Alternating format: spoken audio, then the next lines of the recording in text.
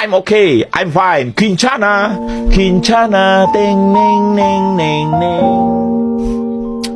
Ku menahan rasa sakit, rasa sakit. Few moments later.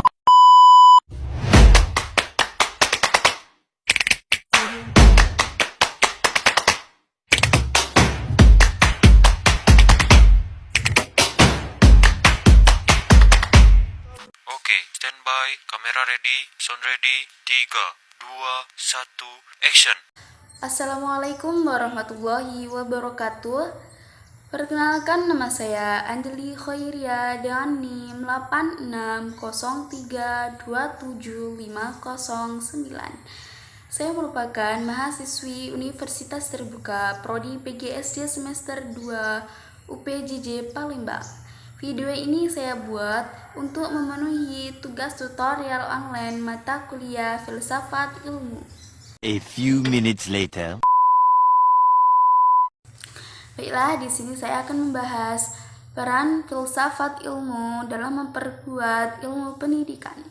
Soal pertama, bagaimana filsafat ilmu mengamati dan memperkuat eksistensi, keilmiahan, serta nilai-nilai dalam ilmu pendidikan. Filsafat ilmu berperan penting dalam memperkuat ilmu pendidikan karena memberikan dasar pemikiran tentang hakikat, cara memperoleh pengetahuan, dan nilai dari pendidikan. Melalui kajian ontologi, epistemologi, dan aksiologi, pendidikan dipahami tetapi sebagai ilmu yang memiliki objek, metode, dan tujuan yang jelas. Dengan begitu, ilmu pendidikan diakui sebagai disiplin ilmu yang ilmiah dan memiliki peran besar dalam membentuk manusia. Soal kedua, bagaimana pendidikan yang bermakna dan bernilai turut memperkuat perkembangan filsafat ilmu. Pendidikan yang bermakna juga ikut memperkuat perkembangan filsafat ilmu.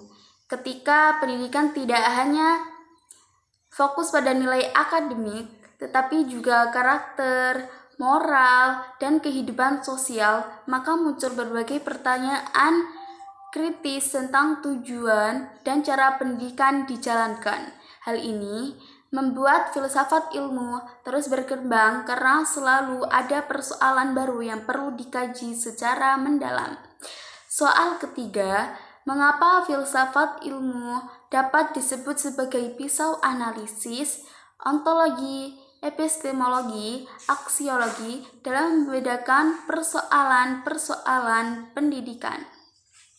Filsafat ilmu disebut sebagai pisau analisis karena dapat digunakan untuk membedakan persoalan pendidikan melalui 3 aspek, yaitu ontologi melihat hakikat masalah pendidikan, epistemologi menelaah bagaimana pengetahuan tentang masalah itu diperoleh, dan aksiologi menilai manfaat serta solusi yang diberikan dengan pendekatan ini. Masalah pendidikan dapat dinilai secara lebih menyeluruh.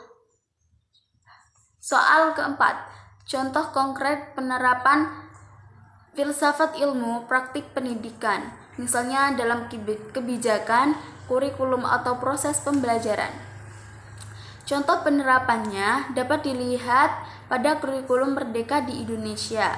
Kurikulum ini menempatkan siswa sebagai pusat pembelajaran, memberi ruang belajar sesuai kebutuhan, serta menekankan pembentukan karakter. Hal ini menunjukkan bahwa filsafat ilmu nyata digunakan dalam kebijakan kurikulum dan proses pembelajaran sehari-hari. Cukup sekian presentasi dari saya yang membahas tentang peran filsafat ilmu dalam memperkuat ilmu pendidikan. Apabila ada salah kata dalam pengucapan, saya mohon maaf yang sebesar-besarnya. Saya akhiri. Wassalamualaikum warahmatullahi wabarakatuh.